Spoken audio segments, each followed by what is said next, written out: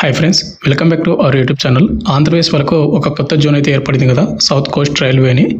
విజయవాడలో వచ్చేసి మనకు రైల్వే స్టేషన్స్లోనే ఏవైతే ఆంధ్రప్రదేశ్ వాళ్ళకు టికెట్ ఇచ్చే ఉద్యోగాలు భర్తీ చేయడానికి నోటిఫికేషన్ రావడం జరిగింది అనమాట. మీ అందరికి తెలిసిందే, మనకు రైల్వే స్టేషన్స్లోన మనం టికెట్ బుకింగ్ చేసుకుంటాం కదా, అక్కడ కాకుండా ఒక సైడ్కి ఒక ఏటీఎం లాగా ఉంటుంది. అక్కడ ఒక పర్సన్ మనకు టికెట్ ఇస్తూ ఉంటాడు, జనరల్ టికెట్స్ అనమాట. అలాంటి టికెట్స్ ఇచ్చే ఉద్యోగాలు భర్తీ చేయడానికి మనకు నోటిఫికేషన్ వచ్చింది. ఈ నోటిఫికేషన్కి ఎవరు అప్లై చేసుకోవచ్చు, ఏజ్ లిమిట్ ఏంటి, ఏ విధంగా ఫామ్ ఫిల్అప్ చేయాలి అండ్ ఏ అడ్రస్ పంపించాలి, ప్రతిదీ మనకు ఈ వీడియోలో ఎక్స్ప్లెయిన్ చేస్తాను. ఎలాంటి ఎక్స్పీరియన్స్ కానీ, ఎలాంటి ఎగ్జామ్ కానీ, ఎలాంటి రన్నింగ్ కానీ కండక్ట్ అయితే చేయరు, మెడికల్ లిస్ట్ కూడా లేదనమాట. అండ్ ఇంకోటి వెరీ ఇంపార్టెంట్ అంటే, దీనికి 18 years నుంచి 60 సంవత్సరాలకు అప్లై చేసుకోవచ్చు, బోత్ మేల్ అండ్ ఫీమేల్ ఇద్దరు కూడా. అండ్ ఈ వీడియోలో వచ్చేసి మీకు పూర్తి డీటెయిల్ చెప్తాను కాబట్టి వీడియోని ఇంటివరకు చూడండి. ఎవరైతే రైల్వే ఇచ్చే ఉద్యోగాల కోసం వెయిటింగ్ చేస్తున్నారో ఇది మంచి అవకాశం చెప్పుకోవచ్చు అనమాట. అండ్ వీడియో చూసిన ప్రతి ఒక్క స్మాల్ రిక్వెస్ట్ ఏంటంటే, చాలా మంది వీడియోస్ని చూస్తున్నారు బట్ లైక్ చేయకుండా వెళ్ళిపోతున్నారు. మీరు ఒక లైక్ చేసి మంచి అనుకుంటే బూస్టప్ అయితే ఉంటుంది, ప్రతి ఒక్కరికి లైక్ అయితే చేయండి బ్రదర్. అదేవిధంగా మీకు ఇటువంటి జెన్యూన్ జాబ్ అప్డేట్స్ కూడా కావాలంటే కూడా మన ఛానల్ని సబ్స్క్రైబ్ చేసుకుని పక్కన బెల్ ఐకాన్ అయితే యాక్టివేషన్ అయితే పెట్టుకోండి. వీడియోలో స్మాల్ అప్డేట్, ఎవరైతే ఇంటికానే ఉంటే కాంపిటేటివ్ ఎగ్జామ్స్కి ప్రిపేర్ అవ్వాలనుకుంటారో, లైక్ ఎస్ఎస్జీ కానిస్టేబుల్ కానీ, రైల్వే గ్రూప్ డి కానీ, రైల్వే ఎన్టీపీసీ కానీ, ఆర్పీఎఫ్ కానిస్టేబుల్ కానీ అండ్ ఎస్ఎస్ఎంటీఎస్ కానీ, ఇలాంటి కోర్సెస్ అనేది మన డిఫెన్స్ లెర్నింగ్ యాప్లో మీకు అవైలబుల్గా అయితే ఉన్నాయి. అక్కడ మీకు ఫ్రీ డెమో వీడియోస్ కూడా ఉంటాయి, చూడండి. మీకు కంటెంట్ అనే సబ్జెక్ట్ నచ్చితే కోర్స్ అయితే తీసుకోండి. లింక్ డిస్క్రిప్షన్ మీకు ప్రొవైడ్ చేయడం అయితే జరిగింది. ఇక టాపిక్ వెళ్ళాడితే, మనకి ఏదైతే government of India south coast railway నుంచి వచ్చినటువంటి అఫీషియల్ ఫుల్ నోటిఫికేషన్ అనమాట. ఈ నోటిఫికేషన్ ఎప్పుడు వచ్చిందంటే కానీ, ఇక్కడ మీరు చూసుకుంటే July 29, 2026. ఇంతవరకు ఎవరు కూడా తెలియదు అనమాట. నేనే మీకు మొట్టమొదటిగా అయితే అప్డేట్ ఇది ఇస్తున్నాను యూట్యూబ్లోను. ఇక్కడ అడ్వర్టైజ్మెంట్ నెంబర్ కూడా మీరు చూసుకోవచ్చు అనమాట, 02/2026 ATM. ఈ నోటిఫికేషన్ ఏం పోస్టులు భర్తీ చేస్తున్నారంటే, ఎంగేజ్మెంట్ ఆఫ్ 27 మనకు facilitators of issuing unreserved tickets through automatic ticket vending machine ఏదైతే ఉందో, అన్రిజల్ట్ టికెట్స్ ఉంటాయి కదా, అవి మనకు టికెట్ అమ్మడానికి భర్తీ చేస్తుంటాం పోస్టులు అనమాట. విజయవాడ డివిజన్లో అయితే మనకు భర్తీ చేస్తూ ఉన్నారు. అండ్ ఇంకోటి బ్రదర్, మీకు ముందే చెప్తున్నాను, ఇవి వచ్చేసి మనకు కాంట్రాక్ట్ బేసిక్ కింద మనకు భర్తీ చేస్తున్నాడు. కాంట్రాక్ట్ మనకు 2 years అయితే ఉంటుంది. ఆఫ్టర్ 2 years తర్వాత మళ్ళీ మనకు 1 year వరకు ఎక్స్టెండ్ అయితే చేసుకునే ఛాన్స్ అయితే ఇస్తామని వాళ్ళు మెన్షన్ చేయడం అయితే జరిగింది. ఇక నోటిఫికేషన్ డీటెయిల్స్ వినడితే, మనకు సౌత్ కోస్ట్ రైల్వే నుంచి మనకు July 29 నుంచి ఇచ్చింది. కాంట్రాక్ట్ బేసిక్ కింద మనకు విజయవాడ డివిజన్లో భర్తీ చేస్తున్నాడు. ఈ నోటిఫికేషన్కి అప్లై చేసుకోవాలంటే మనకు మినిమం ఏజ్ ఉంటే 18 సంవత్సరాలు అయితే ఉండాలి. మ్యాక్సిమం ఏజ్ ఉంటే మనకు 60 సంవత్సరాలు అప్లై చేసుకోవచ్చు, బోత్ ఏపీ అండ్ తెలంగాణలో ఉన్నటువంటి మేల్ అండ్ ఫీమేల్ ఇద్దరు. ముందుగా మనకు ఇంపార్టెంట్ డేట్ చూసుకుంటే బ్రదర్, దీనికి కేవలం ఆఫ్లైన్ ద్వారా మాత్రం అప్లై చేయాల్సి ఉంటుంది అనమాట. ఆఫ్లైన్ అప్లికేషన్ మనకు July 31 నుంచి అప్లికేషన్ స్టార్ట్ అయిపోయింది. August 21 వరకు అప్లై చేసుకోవచ్చు అనమాట. అండ్ ఇక్కడ మీరు బై పోస్ట్ ద్వారా పంపించాల్సిన అడ్రస్ ఇక్కడ ఒకటి గుర్తుపెట్టుకోండి, మీరు డైరెక్ట్గానే వెళ్ళి ఇవ్వచ్చు అనమాట, లేదా మీరు బై పోస్ట్ ద్వారా కూడా పంపించవచ్చు. Senior divisional commercial managers office, north block DRMS office compound, south coast railway Vijayawada, ఈ అడ్రస్ అనమాట. మీకు పిన్ కోడ్ కూడా మనకి ఇక్కడ పైన ఇచ్చాడు, 520001 ఈ అడ్రస్ అనమాట. August 21 లోపు మీరు బై పోస్ట్ ద్వారా పంపండి. అప్లికేషన్ ఫామ్ మొత్తం కూడా ఇప్పుడు నేను ఇదే వీడియోలో చెప్తాను అనమాట. ఇక్కడ మనకు ముందుగా వేకెన్సీ చూసుకున్నట్లయితే, ఓవరాల్ మనకు 27 వేకెన్సీ అయితే భర్తీ చేస్తున్నారు అనమాట. ఇవన్నీ కూడా కాంట్రాక్ట్ ఉద్యోగాలే. ఇక్కడ చూసుకుంటే మనకు విజయవాడ వచ్చేసి మనకు 10 పోస్టులు అయితే ఉన్నాయి. ఏలూరు వచ్చేసి మనకు 2, గుడివాడ 2, కైకలూరు 1, కావలి 1, మచిలీపట్నం 1, నిడదవోలు 1, నిడుబ్రోలు 1, నెల్లూరు 3, రాజమండ్రి వచ్చేసి 2, తెనాలి వచ్చేసి 2, తుని వచ్చేసి 1. టోటల్గా మనకు 27 వేకెన్సీ ఉన్నాయి. అండ్ ఇక్కడ మీరు కేటగిరీ చూసుకున్నట్టయితే NS G1, G2, G3, G2, G5 ఉందిగా, ఇది ఇంపార్టెంట్ అనమాట. అది మనకు ముందు మీకు అర్థమవుతుంది. ముందుగా మనకు అప్లికేషన్ ఫామ్ అనేది ఏ విధంగా ఫిల్అప్ చేయాలంటే, బ్రదర్ ఇది నోటిఫికేషన్ మనకు టోటల్గా 11 పేజీలు అవుతుంది. 11 పేజీలు కూడా మీరు ప్రింట్అవుట్ అయితే తీసుకోవాలి.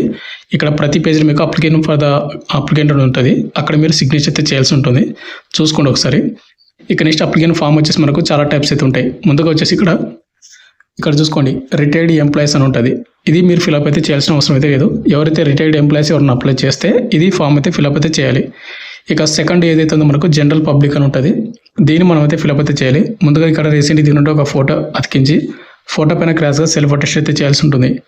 ఇక నెక్స్ట్ మనకు స్టేషన్ ఫర్ అప్లైడ్, మీరు ఏ స్టేషన్కి అప్లై చేసుకుని స్టేషన్ అయితే ఇవ్వండి, మీ నేమ్ అయితే ఇవ్వండి అండ్ అడ్రస్ కూడా ఇవ్వండి. సెకండ్, థర్డ్ వచ్చేసి మీ date of birth and age, fourth వచ్చేసి SSC డీటెయిల్స్ ఇవ్వండి అండ్ ఫిఫ్త్ రెసిడెన్షియల్ అంటే మీ అడ్రస్ డీటెయిల్స్.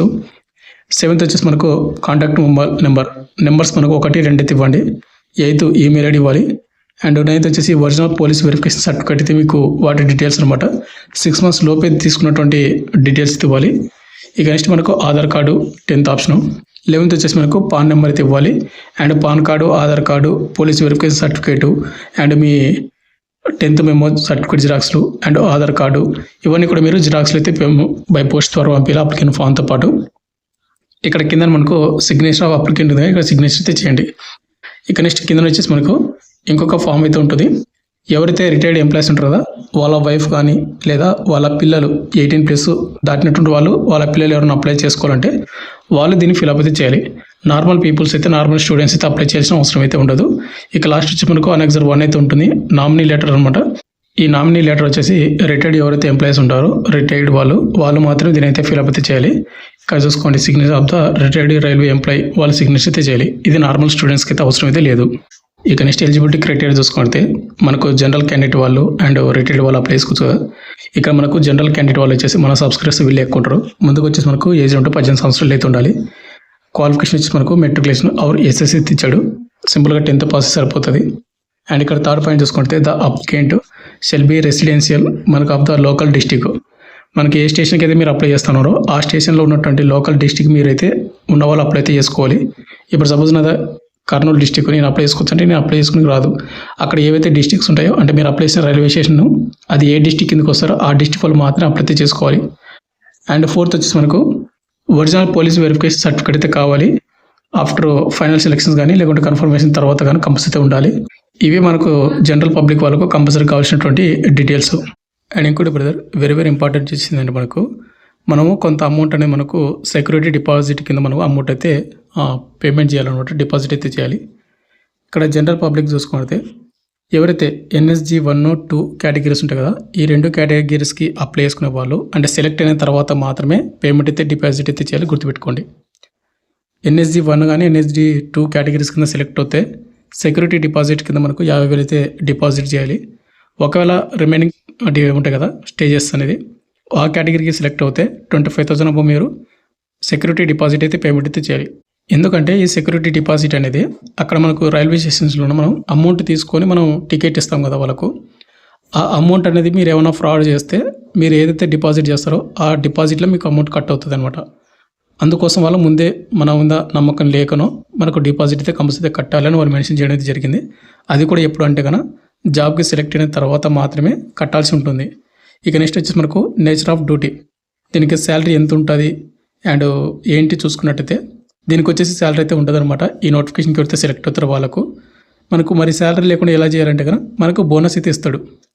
బోనస్ కూడా ఎట్లా ఇస్తాడంటే ముందుగా మనకు NSG 1, NSG 2, NS3 కేటగిరీ స్టేషన్స్లోనే ఎవరైనా సెలెక్ట్ అవుతారు కదా, అక్కడ మీరు టికెట్ అనేది 150 కిలోమీటర్ల వరకు జర్నీ టికెట్ కానీ మీరు బుకింగ్ చేసి మీరు టికెట్ ఇస్తే ప్యాసింజర్కి ఆ టికెట్ కాస్ట్ ఎంత ఉందో ఆ దానిలోనే మీకు 3% మీకు బోనస్ వస్తుంది.